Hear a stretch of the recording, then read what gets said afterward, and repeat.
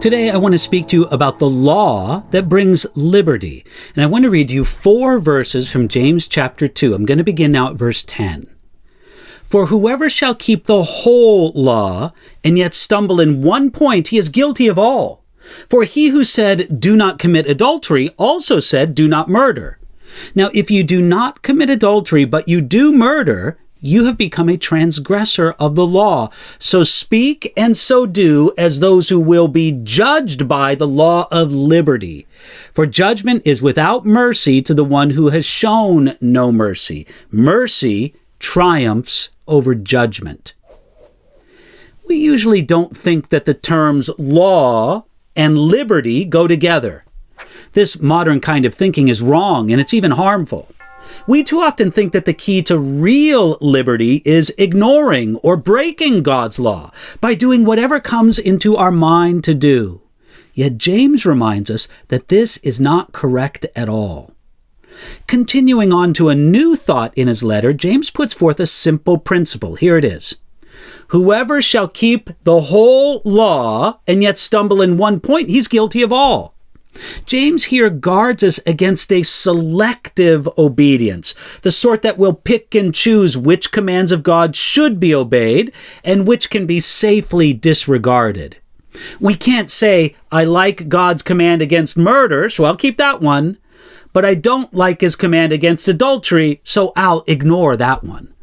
God cares about the whole law.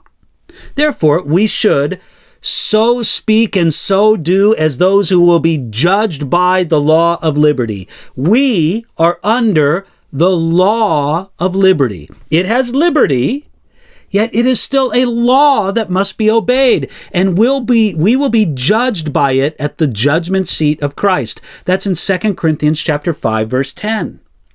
It might be called the law of liberty because it gives us liberty. Or one might call it the law of liberty because it comes freely from the life of God's redeemed people. Either way, it is vitally connected to liberty. Then James expressed the importance of this. He said this, for judgment is without mercy to the one who has shown no mercy.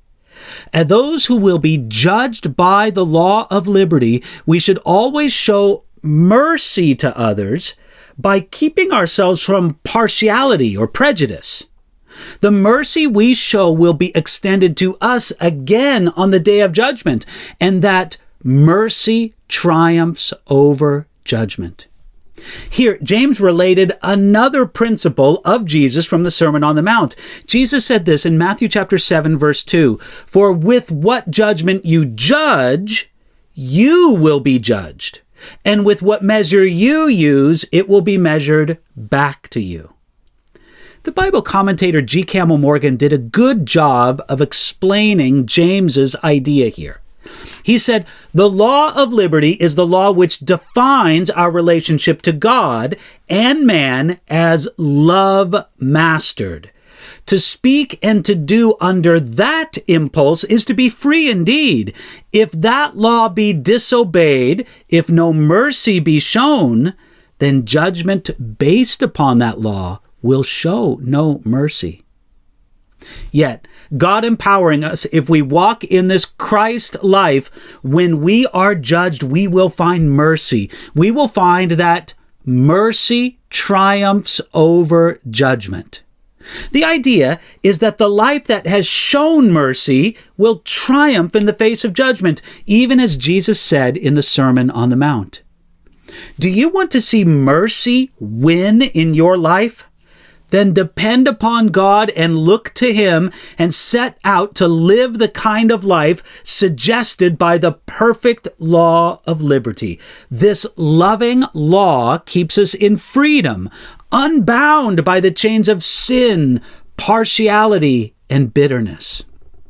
Imagine, if you will, a dog that says to himself, I'm going to do whatever I want. I'm free. I'm going to bark whenever I want to bark. I'm going to run wherever I want to run. I'm going to bite whoever I want to bite.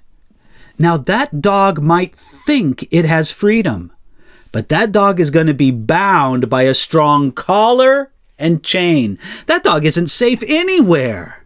Yet, imagine a totally obedient dog, one that lives in sync with his master. That dog can go anywhere, and that dog has total freedom. It would know the law of liberty. Now, we aren't dogs, but we can know the liberty of obedience. We can know it well enough to avoid the bondage of disobedience. Listen, friend, walk in the law of liberty today.